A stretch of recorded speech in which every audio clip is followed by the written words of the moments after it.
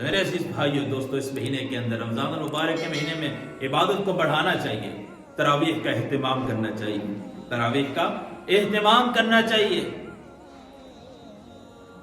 اچھا، لوگ آج عجیب سے ایک مسئلہ آپ نے دیکھا ہوگا یوٹیوب کے اوپر بھی، اور جگہ جگہ یہی بیس ہے کہ تراویح 8 ہیں یا 20 ہے، تراویح 8 ہیں یا 20 ہے۔ عجیب بات، حالانکہ عبادت کو بڑھانا چاہیے، عبادت کو بڑھانا چاہیے۔ مانتے ہیں اگر کسی حدیث کے ذریعے آتا ہے کہ نبی علیہ السلام کے زمانے میں 8 قیام اللیل، جو تراویح ہے اس کو قیام اللیل کہا جاتا تھا، اللہ کے نبی رات کو 8 رکعتیں پڑھا کرتے تھے، 8 تراویح پڑھتے تھے، رکعتیں پڑھا کرتے تھے رمضان غیر رمضان کے اندر۔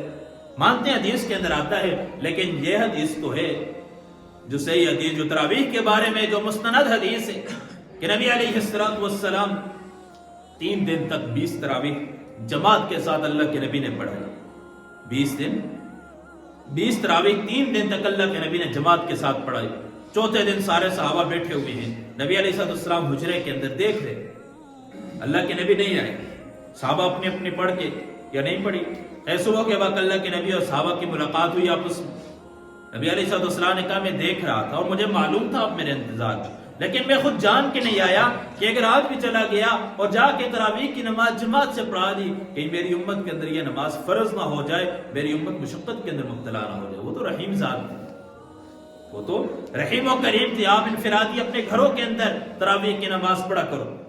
گھروں کے بارے میں ابو بکر صدیق رضی اللہ تعالیٰ عنہ کا زمانہ 2 سال گزر، پھر عمر رضی اللہ تعالیٰ عنہ کا جب زمانہ آیا، عمر رضی اللہ تعالیٰ نے سارے صحابہ کو جمع کیا، کہا آج کے بعد تراویح جماعت کے ساتھ ہوگی۔ دوسری چیز اضافہ کی، آج کے بعد تراویح مسجد کے اندر ہوگی۔ تیسرا کہا آج کے بعد جو تراویح ہوگی اس کے اندر پورا قرآن سنایا جائے گا، پورے قرآن کی دہرائی کی جائے گی۔ صحابہ کے نے یاد، امیر المؤمنین اللہ کے نبی کے دور کے اندر تو گھروں میں تراویح پڑھا کرتے تھے۔ اللہ کے نبی نے تو کہا انفرادی گھروں میں ٹولیاں 2 4 ہو کے پڑھو، ایسے تو کوئی مستقل کوئی ترتیب نہیں تھی۔ کہا نبی علیہ السلام کے زمانے میں بھی موجود تھا، اس مجلس میں بھی تھا جس مجلس میں اللہ کے نبی نے یہ بات کی، لیکن آپ کو یہ یاد نہیں ہے جب اللہ کے نبی اپنے حجرے میں جاتے ہوئے جب ہم نے کہا یا رسول اللہ ہم آپ کا انتظار کرتے رہے، آپ آئے نہیں، کیوں نہیں آئے؟ تو نبی علیہ السلام نے جاتے جاتے نہیں فرمایا تھا کہ ہاں مجھے معلوم تھا کہ آپ بیٹے ہیں، میرے انتظار کے اندر ہیں، لیکن میں تب نہیں آیا کہ یہ تراویح فرض یا واجب نہ ہو جائے اور امت کے اوپر خوف کی وجہ سے، مشقت کے خوف کی وجہ سے میں نہیں آیا تھا۔ کیا اب نبی علیہ السلام موجود ہے؟ کہا موجود نہیں۔ کہا وحی کا زمانہ ہے؟ کہا وحی کا زمانہ ختم ہو چکا ہے۔ کہا اب شریعت کوئی بن کے آ سکتی ہے؟ کہا نہیں آ سکتی۔ کہا تو یہی مطلب تو تھا اللہ کے نبی کا کہ جب تک میں موجود ہوں اس وقت تک باقاعدہ مستقل تراویح جماعت کے ساتھ نہ پڑھنا، کہ اللہ فرض نہ کر دے۔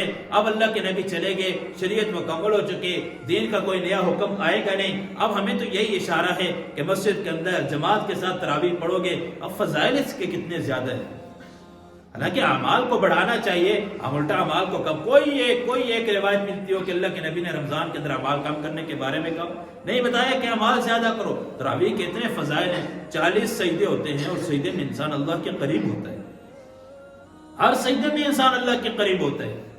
فرمایا تراویح کے ایک سجدے کے اوپر اللہ 1500 نیکی عطا کرتے ہیں۔ جنت میں اللہ ایک محل اس کے لیے بناتے ہیں، 60,000 اس کے دروازے ہوتے ہیں۔ اللہ ایک درخت اس کے لیے اگاتے ہیں جس کے تنے سونے چاندی کے ہوتے ہیں۔ فرمایا اس کے نیچے عربی گھوڑا 60 سال تک بھاگتا رہے، اس کے سائے کو ختم نہ کر سکے۔